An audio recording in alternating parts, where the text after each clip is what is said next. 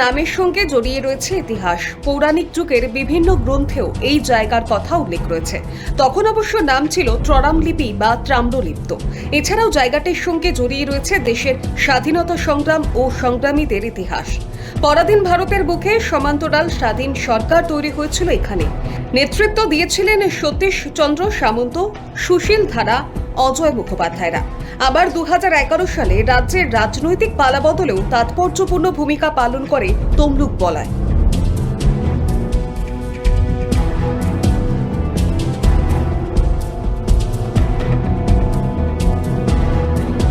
তমলুক বর্তমানে পূর্ব মেদিনীপুরের সদর শহর। রাজ্যের 42টি লোকসভা কেন্দ্রের মধ্যে অন্যতম। 25শে মে ষষ্ঠ দফায় রাজ্যের মোট 8 কেন্দ্রে ভোট রয়েছে। তার মধ্যে অন্যতম গুরুত্বপূর্ণ কেন্দ্র হল তমলুক।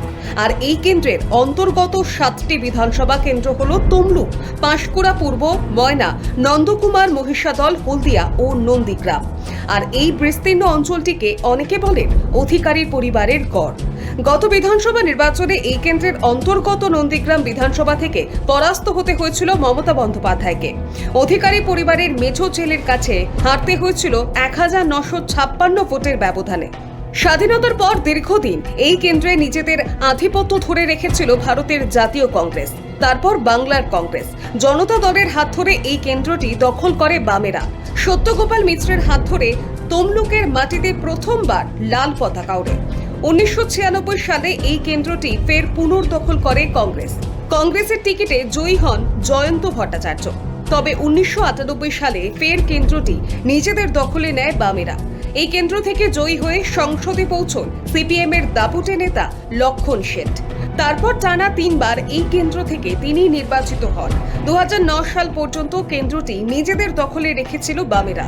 তারপর এই কেন্দ্র থেকে টানা 2 বার সাংসদ নির্বাচিত হন শুভেন্দু অধিকারী। তবে 2016 সালে রাজ্যের বিধানসভা নির্বাচনে তাকে প্রার্থী করে তৃণমূল কংগ্রেস। এই কেন্দ্রের অন্তর্গত নন্দীগ্রাম বিধানসভা থেকে দাঁড়িয়ে জয়ীও হন। তাকে রাজ্য মন্ত্রিসভার গুরুত্বপূর্ণ দপ্তরের দায়িত্ব দেন মমতা বন্দ্যোপাধ্যায়। 2016 সালে তমলুক লোকসভা কেন্দ্রের উপনির্বাচন হয়। তৃণমূলের টিকিটে লড়ে বিপুল ভোটে জয়ী হন শুভেন্দুর দাদা দিব্যেন্দু অধিকারী। দ্বিতীয় স্থানে ছিল সিপিএম। 3 নম্বরে শেষ করলেও এই কেন্দ্রে ভোট শতাংশ বাড়িয়ে নেয় বিজেপি। গত লোকসভা নির্বাচনেও তমলুক থেকে 1,90,000 ভোটের ব্যবধানে জয়ী হন দিব্যেন্দু। তৃণমূল প্রার্থী পেয়েছিলেন 7,24,433 ভোট। একদা লাল দুর্গ বলে পরিচিত তমলুকে সিপিএমকে পেছনে ফেলে দ্বিতীয় স্থানে উঠে আসে বিজেপি। সিদ্ধার্থ নস্কর পেয়েছিলেন 5,34,268 ভোট। প্রায় 30% ভোট বৃদ্ধি হয় পদ্ম শিবিরের। 25% ভোট কমে সিপিএম এর। সিপিএম প্রার্থী শেখ ইব্রাহিম আলী পেয়েছিলেন 1,36,129 ভোট। 2021 বিধানসভা নির্বাচনের আগে তৃণমূল ছেড়ে বিজেপিতে যোগ দেন শুভেন্দু অধিকারী। তারপর অধিকারী পরিবারের সদস্যরাও একে একে নাম লেখান পদ্ম শিবিরে। লোকসভা নির্বাচনের প্রাক্কালে দিল্লিতে গিয়ে বিজেপিতে যোগ দেন তমলুকের বিদায়ী সাংসদ দিব্যেন্দু অধিকারী। কিন্তু এই নির্বাচনে তাকে প্রার্থী করেনি দল। তার বদলে এই কেন্দ্রে বিজেপি প্রার্থী করেছে কলকাতা হাইকোর্টের প্রাক্তন প্রধান বিচারপতি অভিজিৎ গঙ্গোপাধ্যায়কে। তার বিপরীতে এই কেন্দ্রে তৃণমূল প্রার্থী করেছে দলের তরুণ মুখ দেবাংশু ভট্টাচার্যকে। জাতীয় কংগ্রেসের সমর্থনে সিপিএম এর টিকিটে এই আসন থেকে লড়ছেন কলকাতা হাইকোর্টের আইনজীবী সায়ন বন্দ্যোপাধ্যায়।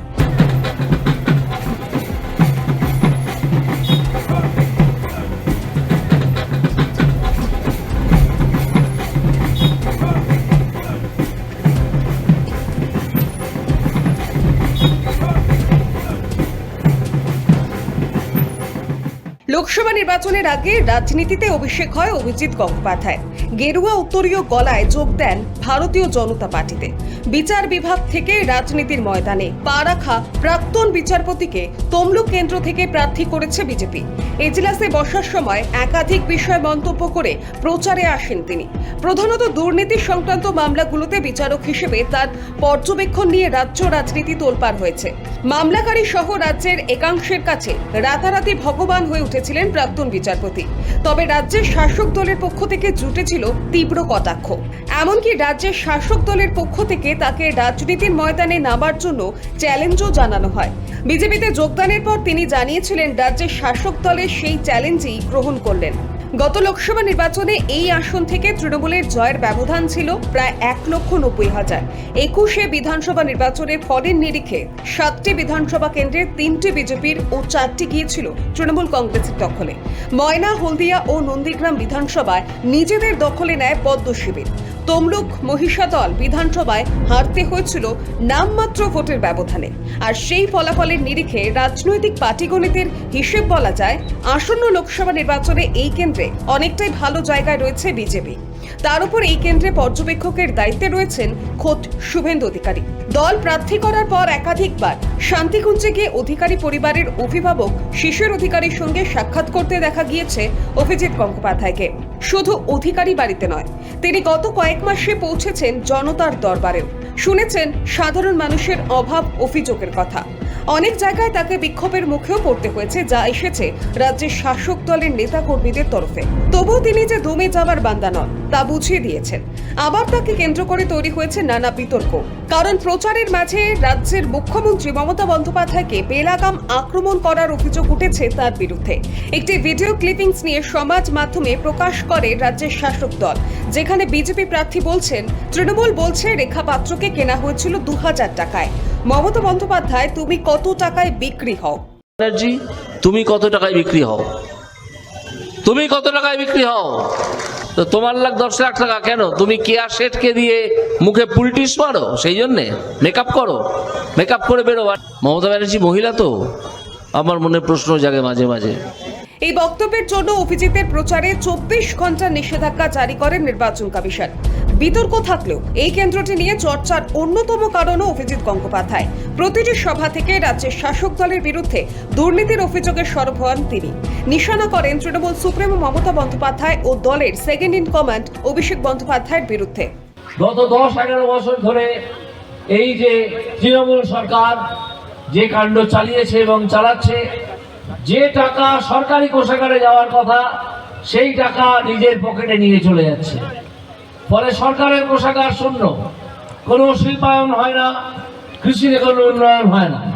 আর শুধু আপনাদের বলে আমরা 1000 টাকা দিচ্ছি, 1200 টাকা দিচ্ছি, আপনাদেরকে ভিখিরি তৈরি করার চেষ্টা করে।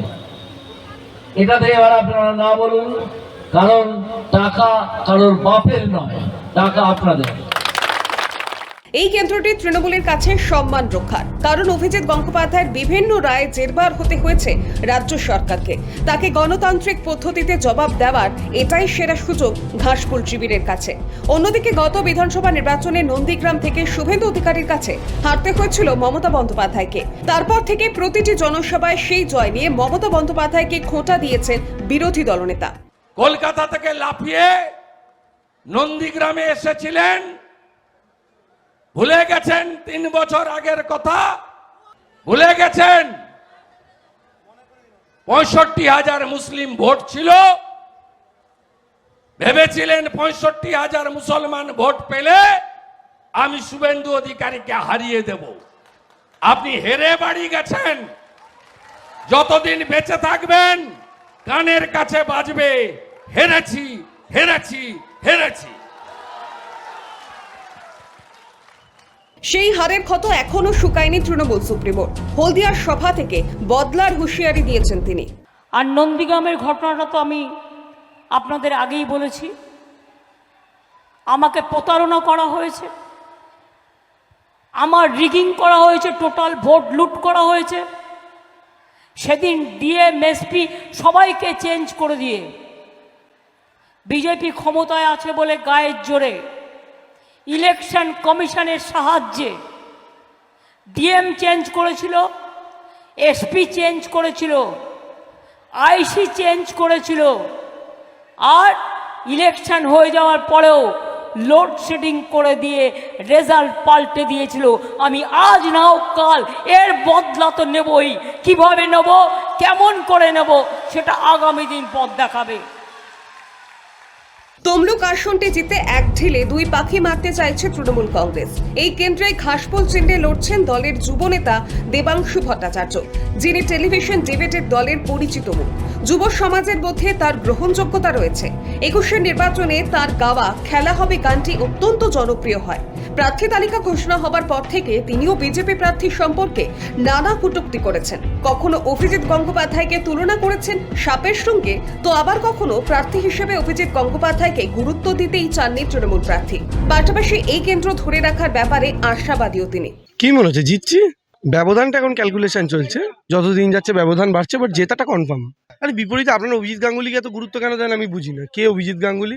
আপনাদেরই তো প্রোডাক্ট, মিডিয়ারই প্রোডাক্ট। মিডিয়া না থাকলে অভিজিৎ গাঙ্গুলিকে কে চিনতো? ওই 4-5টা জাজমেন্ট দিয়েছে, তৃণমূলকে গালাগাল করেছে, ব্যাস এই তার হচ্ছে ক্রেডিট জীবন। আমি তাই কোনো গুরুত্ব দিচ্ছি না। বিগত কয়েকটি নির্বাচনে রাজ্যের বাকি আসনের মতো তমলুকও সাক্ষী থেকেছে বামেদের রক্তক্ষরণের। সাধারণ মানুষ প্রধানত দুটি দলে বিভক্ত, একটা রাজ্যের শাসক দলের পক্ষে, অন্যটা শাসক বিরোধী শিবিরে। গত 10 বছরে রাজ্যে তৃণমূল বিরোধী শক্তি হিসেবে উঠে এসেছে বিজেপি, ফলে অনেকটা প্রাসঙ্গিকতা হারিয়েছে বামেরা। বামেদের ভোট কিছুটা তৃণমূলে ও অনেকটাও চলে গিয়েছে রামের বাক্সে। সেই রক্তক্ষরণ রুখতে এবার মরিয়া বাম শিবির। এই কেন্দ্রে তারা প্রার্থী করেছে আইনজীবী সায়ন বন্দ্যোপাধ্যায়কে। সমাজ মাধ্যম ও টিভি মিডিয়ায় ঝাঁঝালো বক্তৃতার জন্য তিনি জনপ্রিয়। প্রার্থী হবার পর থেকে একদা বাম গড় চষে ফেলেছেন সায়ন। তার কথায় উঠে এসেছে সাধারণ মানুষের রুটি রুজির প্রসঙ্গ। একমাত্র সিপিএম, আপনারা সবাই জানেন, কমিউনিস্ট পার্টি একমাত্র দল যে দল খেটে খাওয়া, বতর খাটিয়ে যে মানুষ খায়, মাথার ঘাম পায়ে ফেলে, তাদের কথা কেবলমাত্র আমরা বলি। আর অসংগঠিত শ্রমিক, তাদের কথাও আমরা বলি। ভাটার মজদুর হতে পারে, রেলের হকার হতে পারে, সবার কথা, কৃষক, শ্রমিক, সবার কথা আমরাই বলি। ঠিক আছে, এইবারের ভোটটা আপনারা আমাদেরকে দেন, তার কারণ দিল্লিতে আমরা যদি যেতে পারি তাহলে সাধারণ খেটে খাওয়া মানুষ যারা ঘাম ঝরিয়ে খাচ্ছে তাদের জন্য আমরা ঠিকঠাক প্রকল্প নিয়ে আসতে পারবো। আগে যেমন 2004 সালে আমরা 100 দিনের কাজ আনতে পেরেছিলাম। ন্যূনতম মজুরি বাড়ানোর প্রশ্নে যে একজন শ্রমিক সে ন্যূনতম মজুরি, সে মজুরি বাড়াতে হবে, এই কথা কমিউনিস্ট পার্টি ছাড়া কেউ বলবে না, লাল ঝান্ডা ছাড়া কেউ বলবে না। হলদিয়া শিল্পাঞ্চলে কলকারখানার কাজের পাশাপাশি এখানকার মানুষের প্রধান জীবিকা কৃষিকাজ। তমলুক ও হলদিয়ায় মহকুমার বেশিরভাগ পরিবার ধান, পান, ফুল ও বিভিন্ন আনাজ চাষ করে জীবিকা নির্বাহ করে থাকেন। দেশে বিদেশে সুখ্যাতি রয়েছে তমলুকের পানের। এখান থেকে প্রতি বছর কয়েকশো কোটি টাকার পান রফতানি হয়, কিন্তু জেলার এই অন্যতম অর্থকারী ফসল পান ও ফুল সরকারিভাবে কৃষি পণ্য হিসেবে স্বীকৃতি না পাওয়ায় ন্যূনতম সহায়ক মূল্য ঘোষণা হয় না। নেই সরকারি উদ্যোগে পানের সংরক্ষণ ব্যবস্থাও। প্রতিবার ভোট আসলে মেলে নানা প্রতিশ্রুতি, কিন্তু ভোট শেষ হবার সঙ্গে সঙ্গে সেই সব প্রতিশ্রুতিও মিলিয়ে যায়। কবি বীরেন্দ্র চট্টোপাধ্যায়ের ভাষায়, এই রাজা আসে ওই রাজা যায়, জামা কাপড়ের রং বদলায়, দিন বদলায় না। সেই দিন বদলের আশায় এখন তমলুকবাসী। তমলুক থেকে অনিমেষ প্রামাণিকের সঙ্গে অর্কজ্যোতি বন্দ্যোপাধ্যায় ও চুমকি সূত্রধরের রিপোর্ট, সময় কলকাতা।